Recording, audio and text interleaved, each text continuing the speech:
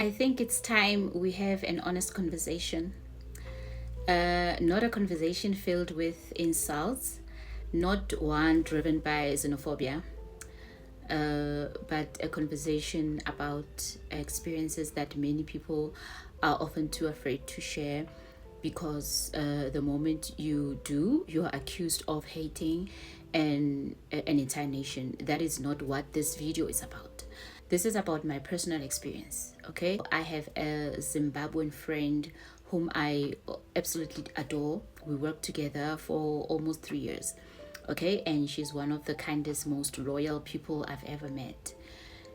She's currently back in Zimbabwe and she's actually afraid to return to South Africa because of everything that's been happening.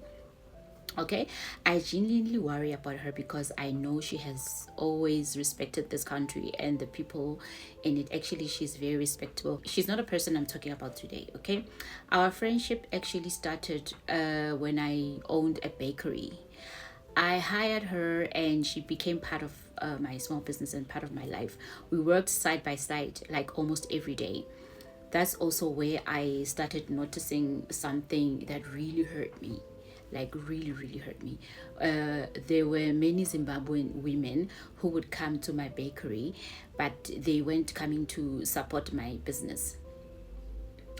They were coming only because my Zimbabwean employee was there, my friend was there.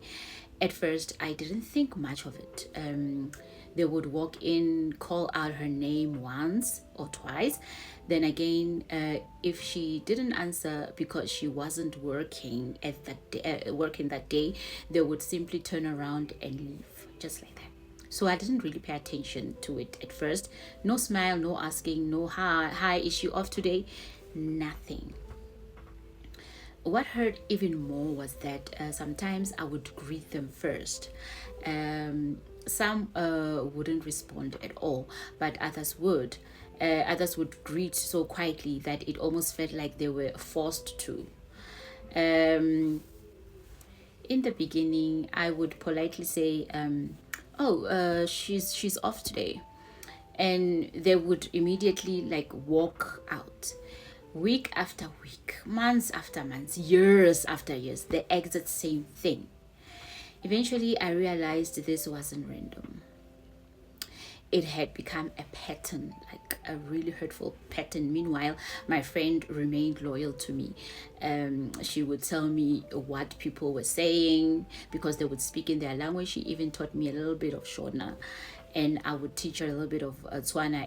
I remember telling her, when you are in town in Joburg and you speak to the police or government officials, try speaking Tswana, okay? It will help you communicate. And she got really good at it.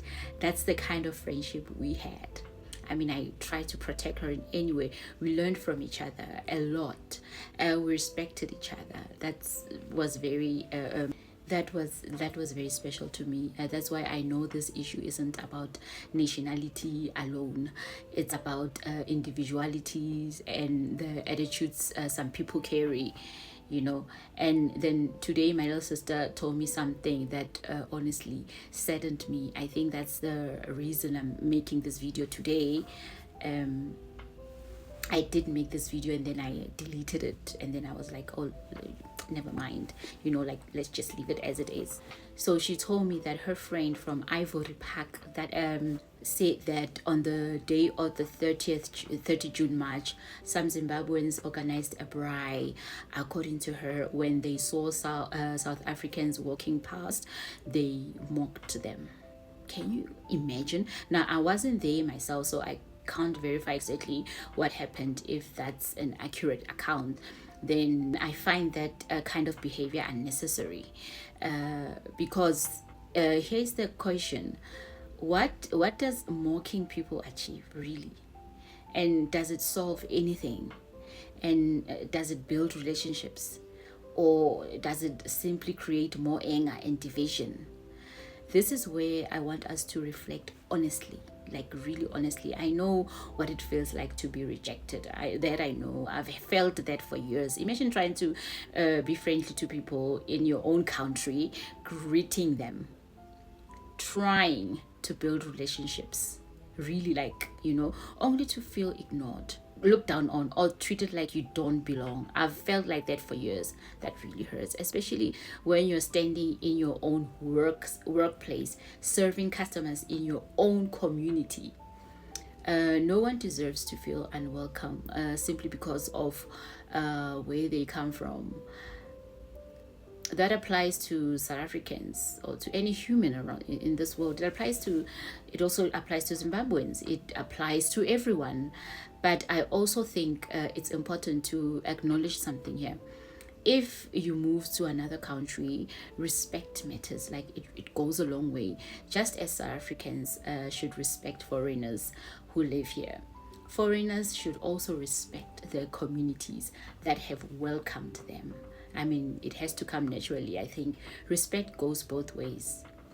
When people feel mocked, dismissed, or constantly disrespected, resentment grows.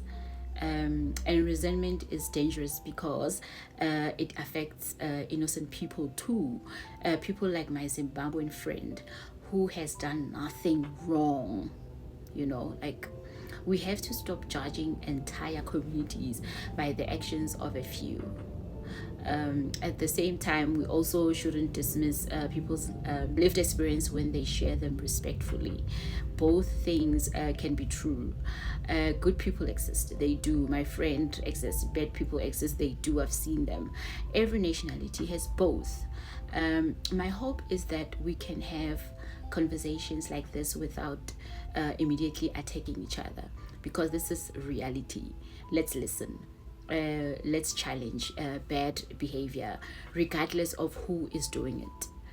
And let's remember that every act of kindness or every act of disrespect shapes how communities see one another. I'd really like to hear your thoughts. Have you ever experienced something similar? Whether you're South African, Zimbabwean, or from anywhere else, let's keep this discussion respectful. And no insults, no hate, just honest conversation, please. Because awareness is the first step toward understanding, and understanding is the first step towards solving problems. I believe in solving problems a lot. If you found this discussion valuable, don't forget to like, subscribe, and share your thoughts in the comments. Let's have a conversation, not a fight, please. See you later. Thank you for watching.